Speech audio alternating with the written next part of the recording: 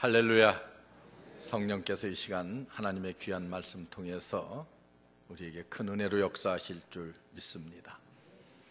우리가 하나님의 위대한 말씀을 읽다 보면은 우리는 그 속에서 아주 거대하고도 그리고 신령한 하나님의 뜻을 발견하곤 합니다. 그런데 오늘 로마서에 있는 말씀을 여러분들과 함께 나누려고 하는데, 이 로마서는 그 가치가 너무나도 분명하고 위대하기 때문에 로마서라고 하는 이름만 들어도 많은 사람들이 황홀해지고 그리고 마음에 감동이 옵니다.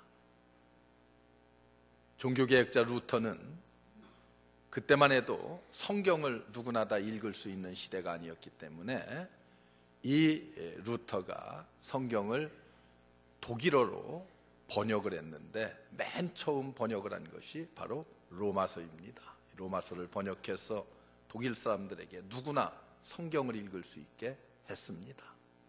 그리고 이 루터의 로마서 주석을 읽고 그 읽는 말을 듣는 요한 웨슬레가 감동을 받아서 영국을 변화시키는 위대한 전도자로 바뀌었습니다. 중세기의 성자라고 하는 어거스틴이 로마서에 있는 이 한 구절의 말씀을 통해서 변화를 받았고, 유명한 20세기에 가장 위대하다고 하는 신학자 발트와 같은 사람도 로마서 주석이라고 하는 책을 써서 너무나도 유명해졌고, 그리고 많은 사람들에게 감동과 은혜를 주었습니다. 일본의 유명한 신학자 내촌과 같은 사람도 이 로마서를 그가 해석함으로 말미암아서 세계적인 신학자로 발돋움을 할 수가 있었습니다. 바울의 여러 가지 서신이 많지만 가장 중요한 교리들을 우리에게 전해주고 있는 이 로마서는 거기에 쓰여진 다른 많은 교리들이 있습니다마는 그 중에 가장 중요한 교리가 하나 있어요. 그것은 바로 성령에 관한 말씀입니다. 성령에 관한 말씀을 아름답고도 그리고 완벽하게 우리에게 설명을 해주고 가르쳐주고 있습니다. 로마서는 1장부터 11장까지는 우리가 어떻게 하면 구원을 얻을 수 있을 것인가, 믿음으로 우리가 구원을 얻는 진리에 대해서 우리에게 말씀을 해주고 있고요. 그리고 12장부터 마지막 16장까지는 구원받은 하나님의 자녀들이, 하나님의 백성들이 어떻게 성령의 도우심을 받아서 세상을 승리롭게 살아갈 것인가에 대해서 우리에게 분명하게 말씀을 해주고 있습니다. 바로 구원의 조건으로서의 믿음을 말할 때에 구원받은 자의 생활은 어떠해야 되는가, 그 가운데서 성령의 역할이라고 하는 것이 어떤 것인가를 성경은 아주 너무도 분명하게 그리고 완전하게 로마서를 통해서 우리에게 설명을 해주고 있습니다. 성령님은 누구신가? 여러분, 특별히 오늘 제가 로마서 8장에 있는 말씀을 중심으로 말씀을 드리려고 하는데, 로마서를 마치 반지에다 비유한다고 하면 로마서 8장은 그 반지 가운데 달려있는 보석과 같다는 이야기들을 하고 있습니다. 그만큼 가치가 있고 그만큼 우리에게 은혜를 주는 말씀입니다. 그렇다면 성령님은 어떤 분이시는가, 어떤 역할을 하는가? 성령은 예수 그리스도의 영이십니다. 성령은 예수께서 보내신 영인 동시에 예수 그리스도의 증인이십니다. 예수께서 내가 항상 너희와 함께 있으리라 이렇게 말씀하셨어요. 그러면은 우리 주님이 이미 부활하시고 승천하셔서 이제 우리 곁에 안 계신데 내가 너와 항상 함께 있으리라, 이 말씀의 의미가 무엇입니까?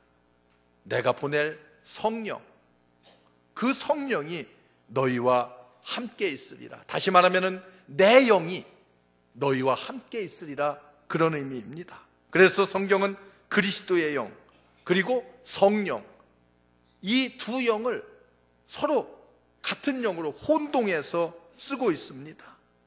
우리가 예수를 믿는다는 것은 바로 이 성령의 그리스도의 영의 지배를 받는다고 하는 그런 의미예요. 그럴 때에 우리가 어떻습니까? 죽음의 법으로부터 해방될 수가 있습니다. 옛 법으로부터 해방받을 수가 있어요.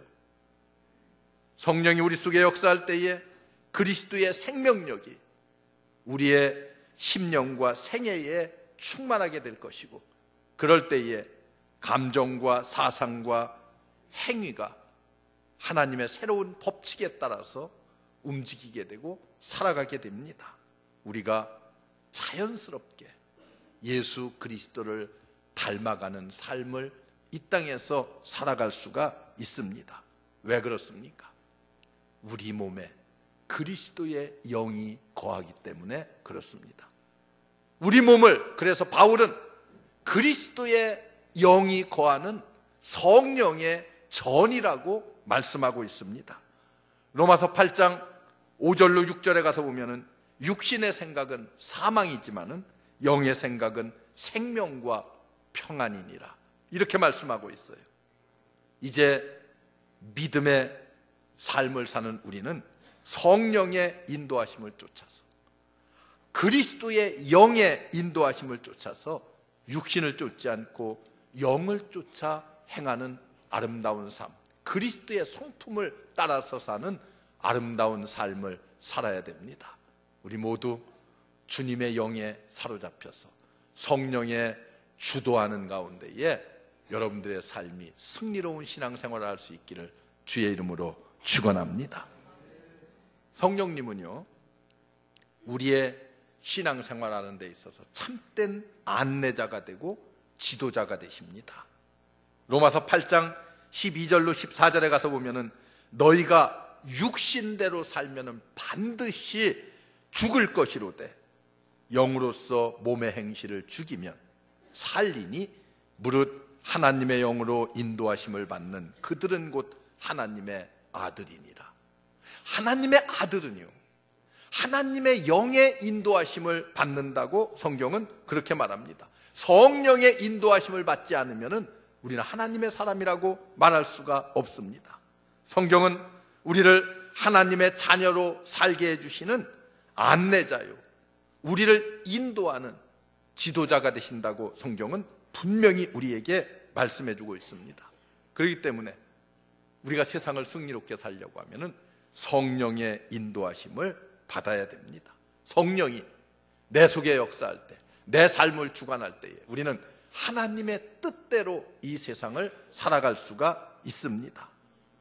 그리스도인의 생애는 은혜로운 변화를 받는 삶을 살아갑니다. 그러나 여러분, 그것이 순간적인 변화인 동시에 순간으로 끝나는 것이 아닙니다.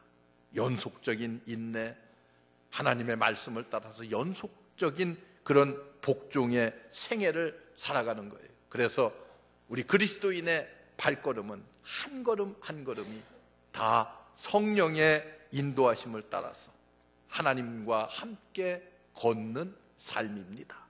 그래서 여러분 찬송 부르잖아요. 주와 함께 길 가는 것 즐거운 일 아닌가, 이런 찬송을 우리가 불러요. 주님과 함께 가는 그 길이 즐겁다. 또 주의 인도하심 따라 우리가 이 세상을 살아간다고 하는 그런 찬양들을 우리가 부르고 있습니다. 성령의 인도함을 따라 살아가는 생활, 거기에 평화가 있고 거기에 기쁨이 있습니다. 성령은 우리의 악한 성품들을 죽이는 역할을 하고 있습니다. 인간은 성령의 은총을 힘입었다고 해도요, 사람을 보면은요, 가끔 보면은 옛 생활과 옛 습관, 이런 것들로 다시 되돌아가려고 하는 욕구가 우리의 삶 속에 늘 생겨나기가 쉽습니다. 자꾸만 옛날로 되돌아가려고 해요. 옛날에 죄악된 습관, 옛날에 잘못된 삶, 이런 대로 내 삶이 자꾸 되돌아가려고 하는 그런 욕구가 끊이지 않고 있습니다. 그런 욕구를 억제시킬 수 있는 역할을 누가 합니까? 성령께서 하십니다.